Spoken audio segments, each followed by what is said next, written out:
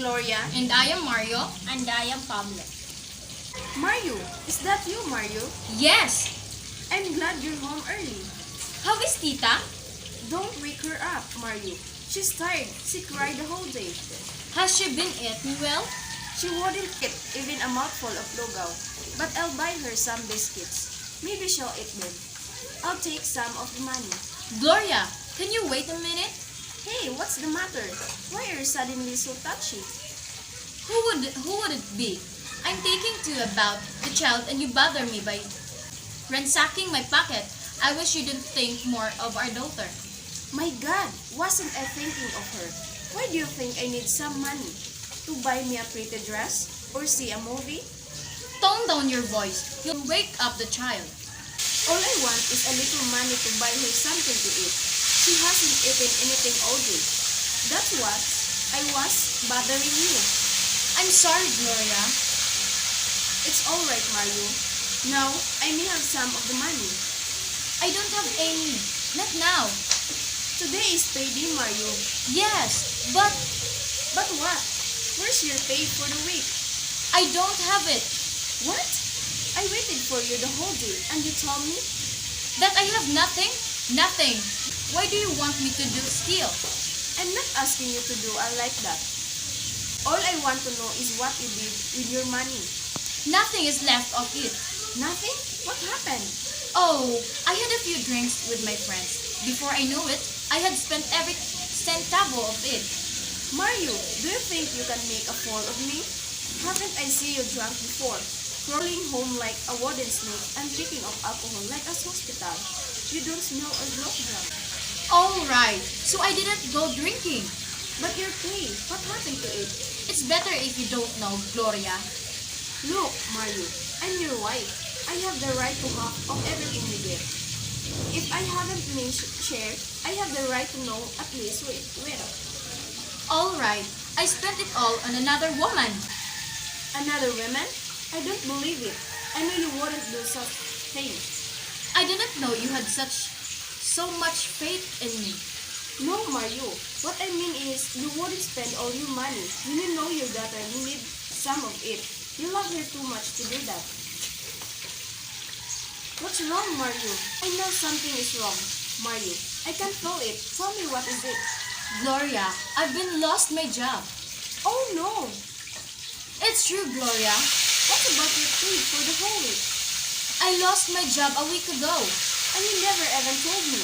I thought I couldn't get another without making you worry. Do you think you can get another in 5 months? It took you to get the last one. It won't take me as long to get another. But how did you lose it? Mario, have you slipped 4 fingers? Broke your trouble again. Now, Gloria, don't try to accuse me, as they did. What did they accuse you of? Just what you meant to say. Pilfering, they call it. What else would you call it? What, according to them, did you steal? It was nothing much, really nothing at all. What was it? It was an apple. An apple? You mean? An apple. Don't you know what an apple is? You mean you took one apple? Yes, and they kicked me out for it. For taking one single apple, not a dozen, not a crate. That's what you get. Could I have guessed they would do that for an apple? When there were millions of them, we were hauling them to the workhouse. I saw one roll out of a broken crate. It was that big. Suddenly, I found myself putting it in my lunch bag. That's the trouble with you. When you think of your stomach, you think of nothing else. I was not thinking myself. Mom, were you thinking of me? Did I ever ask for apples? Yes, she did. Do you remember that day I took her out for the walk? On our way home, we passed a grocery store that sold delicious apple at 70 centavos each. She wanted me to buy one for her, but I did not have 70 centavos. What I did was buy her one of those small green apples they sell on the sidewalk. But she just threw it away, saying it was not a real apple. Then she cried. So, when I saw this apple roll out of the broken crate, I thought that Tita would love to have it. You should have tried to bring home pandesal, rice, or milk. And not those delicious apples. We're not rich. We can live without apples. Why? Did God create apple trees to bear fruit for rich alone? Didn't He create the whole world for everyone? That's why I tried to bring the apple home for Tita. When we brought her into this world, we sort of promised her everything she had a right to have in life. So, for a measly apple, you lost a job. I didn't mind losing 1,000 jobs for an apple for my daughter. Where was this apple? Did you bring it home to Tita? No, they kept it as evidence. See, you lost your job trying to fletch an apple. And you even lost an apple for which you lost your job. Filching an apple, that's too small a reason to kick a poor man out of work. You should ask them to give you a second chance, Mario. They don't do that. Why not? Can't you see? They had been waiting for me to make a slip like that. They wanted to throw me out for any reason, so they may bring their own men in. You should complain. If I did, they would dig up by police record. But Mario, that was so long ago. Why would you try to dig the thing up? They'll do anything to keep me out. But don't worry, I'll find another job. It isn't really so hard to look for a job nowadays. You know, I've been job hunting for a week now, and I think I have found a job. Good job. There you go, lying again. Believe me, I'm not lying this time. You're always lying. I can't tell when you're telling the truth or not. In fact, I'll see someone tonight who knows of a company that needs a night watchman. Honest? Honest. I know God wouldn't let us down. He never lets anybody down. I'll pray tonight and ask Him to let you have that job. But Mario, would it mean that you have to stay out all night? That would be alright. I can always sleep during the day. What I mean is, it will be different when you aren't by my side at night. But oh, I think I'll get used to it. Why don't you'd go and see these friends of yours right now? Anyway, you don't have anything to do tonight.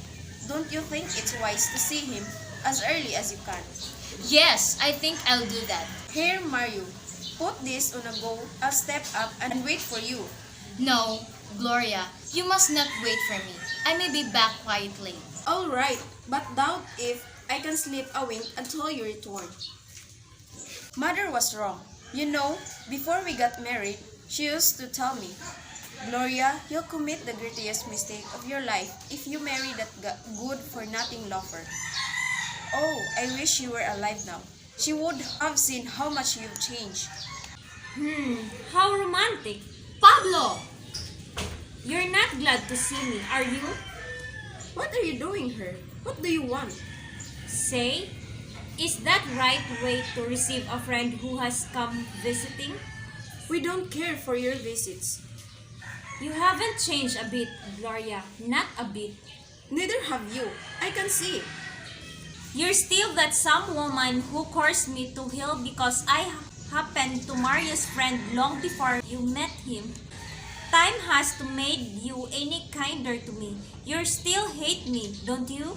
Yes, I wish you stayed away from us for the rest of our lives. Am I not saying away from you? Then why are you here? God, may I not even come to see you, and then you see if life has been kind to you. How are you getting along? We were doing well until you showed up. Your daughter, she was only that high when I saw her last. How is she? She's alright. Oh, and I thought she had not been very well. How did you know? Did you tell him? How could I? I haven't seen him in a long time.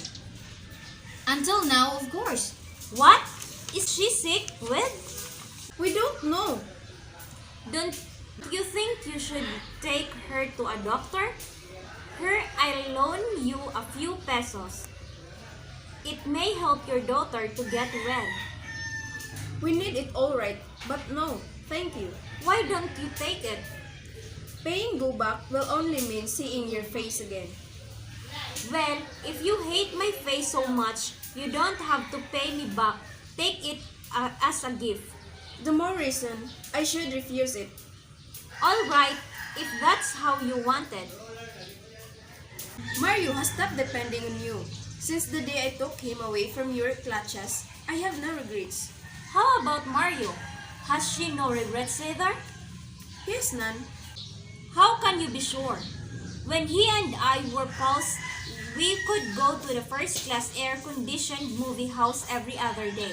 I'll bet all the money I have her now that he has not been to one since you liberated him from me, and that was almost 4 years ago. One cannot expect too much from honest money, and we don't. What is honest money? Does it look better than dishonest money? Does it buy more? Honest? What is it? Dressing like that? Staying in the Dagon house? Is that what you call honest? Pablo, See what happened to your daughter. That is what honest that done to her. And how can honest help her now? She not sick and needs food, good food. Pablo, I know you have to leave him back to your dishonest ways, but you can't. He won't listen to you now. Now, he have gone this far, and we can go on living without your help. You call this living? This, Gloria, is that you call dying? Dying slowly, minute by minute? Pablo, stop it. You shouldn't have to come.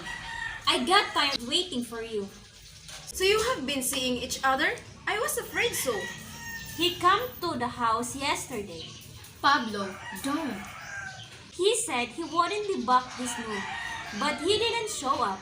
I can because I was afraid his conscience was bothering him. Pablo, I told you she should not know. It's alright, Mario.